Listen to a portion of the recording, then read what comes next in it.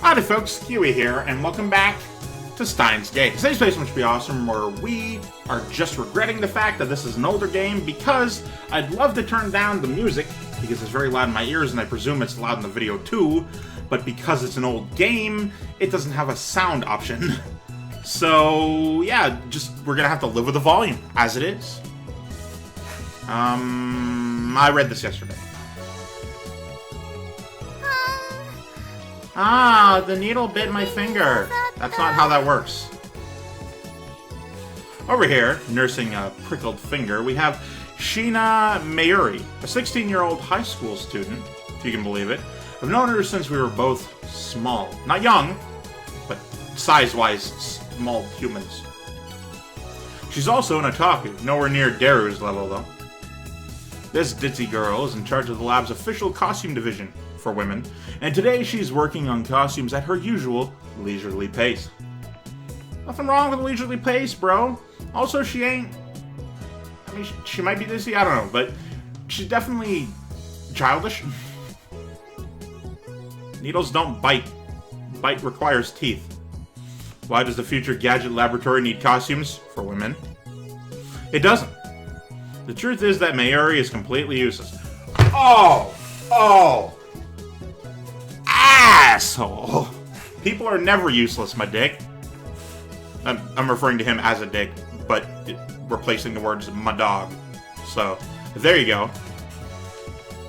Still, there's no way I would ever kick her out. After all, she was the first one to join the future gadget laboratory. So remember the day Mayuri first came to the lab. It was spring, she said to me. Mayushi is Okarin's hostage. I belong here. Alright, chill. Well, that certainly was cryptic. But her offer was my salvation. For she was the first to join me on my magnificent quest. She saved me from a solitary life on the run from the organization. Yeah, but don't call her useless, idiot. She's a good fucking... I will never forget her kindness. Don't insult it either. Be a good friend, dick. Mayuri doesn't have to be useful. Her being here is enough. Again, this particular sentence by itself is fine, but never refer to people as useless. A lot of the people I know would take that kind of shit seriously. So, did Alpaca Man say anything? Yeah, nope, nothing. The human-faced alpaca inside the monitor was completely unresponsive. So unresponsive, you'd think the game was bugged. Oh, that's what it was yesterday. I was wondering why he was looking at, I guess, a monitor, but apparently he was talking to this game. Whatever, I give up. Never again will I play this boring game. Well, that's what I said about booty calls. Damn antisocial alpaca. I curse his name and smack the TV. Not a monitor. No. I have the old ways. No, honestly, having your computer hooked up to a TV is pretty cool. Unless it's a console game you're referring to, in which case I'm gonna shut up. New Pawn?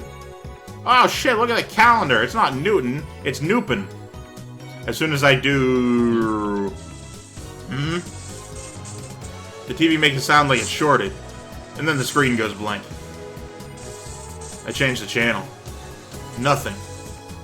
Check the power cable. Nothing. Whack it again. Nothing. I guess it's broken. Damn. This crummy TV is on lease from the Brawn Tube workshop downstairs. It's probably just old. You made Mr. Alpaca angry. Okay. Damn. I'll have to get it repaired later. No, their mouths move, but their eyes don't blink. It's peculiar. It's like their eyes aren't real and they're just painted onto their eyeless faces. Creepy. I turn off the TV and lie down on the couch, moving the pillows aside. I'm fed up with the humidity of Japanese summers. Oh my god, do I know the feeling? It's so fucking humid. Where I am, not Japan. I stare at a conspicuous stain on the ceiling while fanning myself. I don't have any of those, sorry. Close my eyes. What naturally comes to mind is that impossible scene I saw an hour ago. Oh, thank God the music's over. They're gone. As I left Radican, everyone vanished before my eyes. I can't explain it. And it wasn't just the people on the street. The people in the stores, gone. In the restaurants, gone. Even the cars vanished, drivers and all. And it all happened in the blink of an eye. Suddenly, an empty city spread before me. Oh, I'm not sure if I mentioned it, but, hey, when the cliffhanger happened at the end of episode 3, there was a number that displayed on the screen very briefly. Quite briefly, in fact. You can go back and look. Yeah, that number's going to be important, so, keep that in mind. There's a test later. I could still hear the music from the stores, but those catchy melodies were the only sound of life remaining. Heat was rising from the asphalt in waves, but I felt only a cold chill down my spine. I just stood there, breathless, until... That's wrong. Oh shit, it says the name of the person at the bottom of the screen. I never realized. Every visual novel always has it above the text on the left side. I never looked at the bottom of the screen until just this moment, as confirmation, because I was curious, and there it is. Mayuri's voice brought me back to reality. Oh, there goes gravity. Another contractually obligated joke, I'm sorry. Mayuri hadn't disappeared. She was right there, looking at me with questioning eyes. Everyone disappeared just now, right? Right? Huh? You saw it too, right? Just now, before our very eyes. Panic took hold as the enormity of what had just happened struck me. Unable to control myself, I grabbed Mayuri by her slender shoulders and shook her. Did you see Mayuri? You saw it, right? I can't do much screaming with that voice. Okay. I like your B impression, but don't. Mayuri's head flopped back and forth from my shaking. I didn't see... Oh, because she's shaking. I didn't see anything. Or I didn't see anything. You didn't? Oh, jeez. Stop shaking her, look straight into her eyes. I can see that you didn't... That you just zoomed in, because the quality is a little bad at this angle. She returned my gaze with eyes clear as glass marbles. You saw nothing? Nothing at all? There were people here a second ago, weren't there? There were? Even the store employees are gone. That's impossible by any measure. Of course they are. Her reply didn't make any sense. It was like when we got here. Oh, I know. You're seeing things, aren't you? I'm sure it's a case of the heat.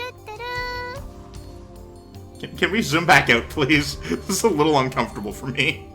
How could she laugh at a time like this? I always thought she was a bit strange, but maybe her brain is actually broken.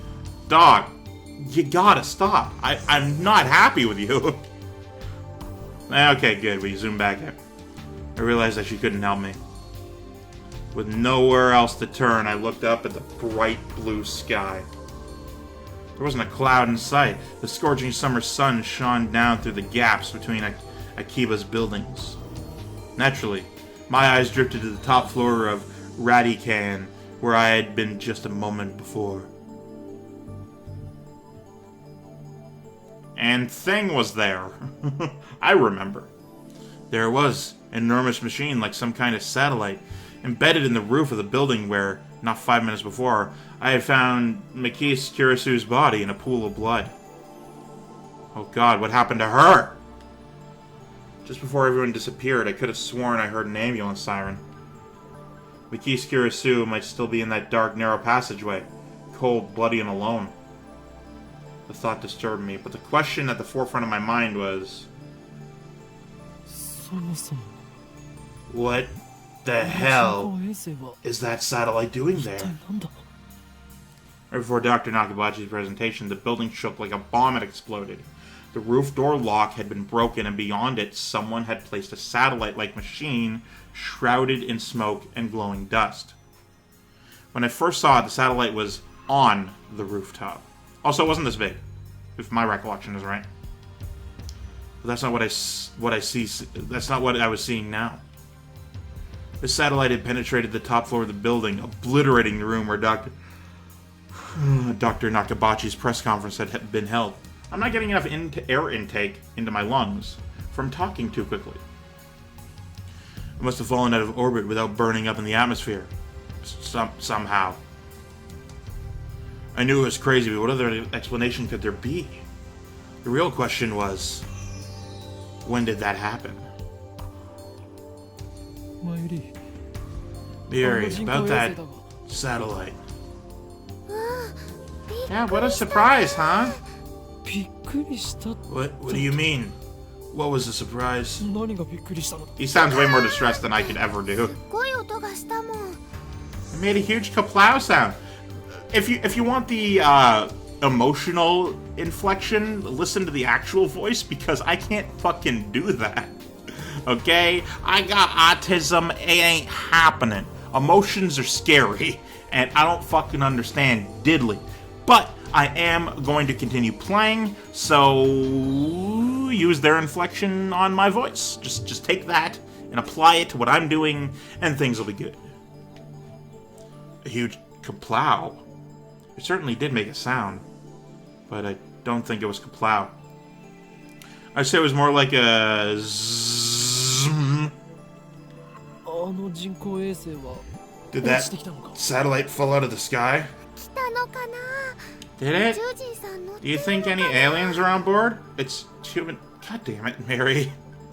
It's human-made. I lost my mind. What I had seen didn't match at all with what Mayuri was saying. Suddenly...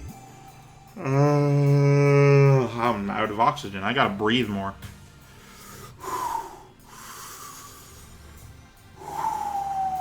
Slow, deep breaths. Well, slow breaths anyway. That way the air stays in your lungs enough that your blood can get enough oxygen that you aren't tired because your brain is fully functioning. Suddenly, nothing seemed real. Had I dreamt it all? Hey, you two! Just then a uniformed policeman ran up to us, his expression stern. What do you think you're doing here? This area is off limits, you have to leave. We're sorry. Let's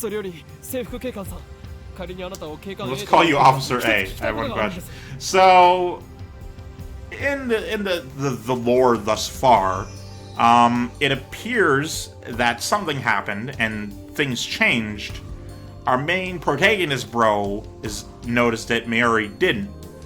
So, hypothetically, she would know why they're in the abandoned space. But she doesn't, as far as we know. First, my good man, let's call you Officer A. I have one question. Officer A? Thousands of people just vanished. You saw it too, didn't you? What are you talking about? Get out of here. I was quickly losing confidence in my own memories. I decided to tell him about Maki's Kirisu to get him to call an ambulance, but before I could... Look, I don't have time for your nonsense. The policeman took me by the upper arm and said... No one got stabbed at Ratty Can. Ooh. What? How could he say that with such certainty? While I was still trying to comprehend the situation, the policeman forcefully led us away. Yeah, you may look insane. Oh yeah, hang on. Yeah. Fictional. A major building in... Yeah. A term for people with an obsessive interest in a particular topic. Hobbyists most often refers to fans of anime, manga, and video games, but there are other train otaku, military otaku, electronics otaku, etc. Yeah, over here the term is geek, which people use just negatively, but the actual term is someone who's both incredibly interested and very good at a niche thing. Maybe not niche, but definitely something more techy. To UPS, and released. There were people at UPX, like usual. Actually. Oh, God. Actually, there were far more people than usual. The place was packed. Just as Officer Hayes said, Chodori had been blockaded by police so nobody could enter. There was nothing we could do, so we headed back to the lab. And that brings us to the present. I'm baffled. Did the whole hour since the beginning of Nakabachi's presentation really happen? I check online for any news. The net is buzzing about the mysterious machine that crashed into Radican. All the major stations in Tokyo, even ToTV, are running special bulletins about it. A fictional television network based in Tokyo. ToTV airs more anime than other commercial television networks, making it a favorite among otaku. When a major news story breaks in Tokyo, most stations interrupt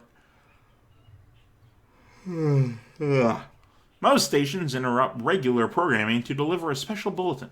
ToTV is the exception, which has given rise to the joke, if ToTV cuts to a special bulletin, the apocalypse is nigh. That's funny. Fortunately, it doesn't look like anyone was hurt, but Chodori is still closed off. Akihabara Station is jammed with reporters and curious onlookers. Onlookers. Like my way better. Nobody has mentioned anything about the disappearance of thousands of people from Akiba's streets, nor about Makis Kirisu's murder. It's all a mystery. A mystery? Hang on. I see. So that's it. From the sofa, I spring to my feet, a wide grin on my face. Dairo Mayuri turned to stare. And stare. This is all an elaborate cover by the organization. Their influence has corrupted local law enforcement, which means our entire government may already be under their control. My God. It's beautiful. But they underestimated me. For I'm not so easily played. One day I'll expose their deeds and put an end to their reign. I haven't come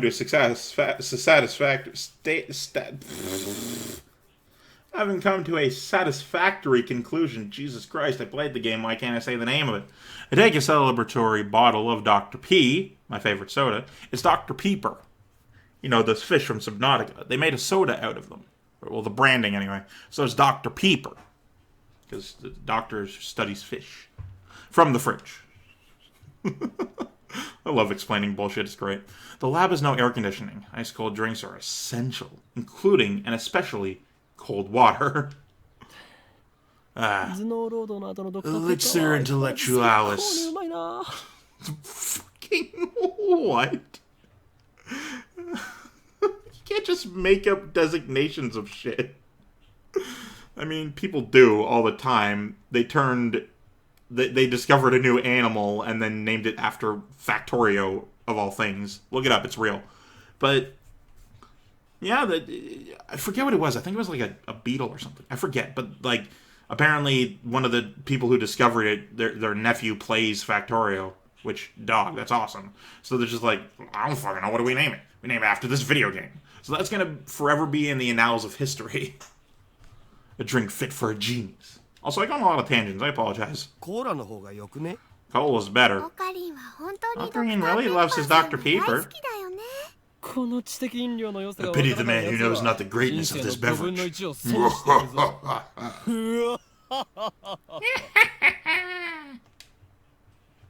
Cackle. Okay, that opened.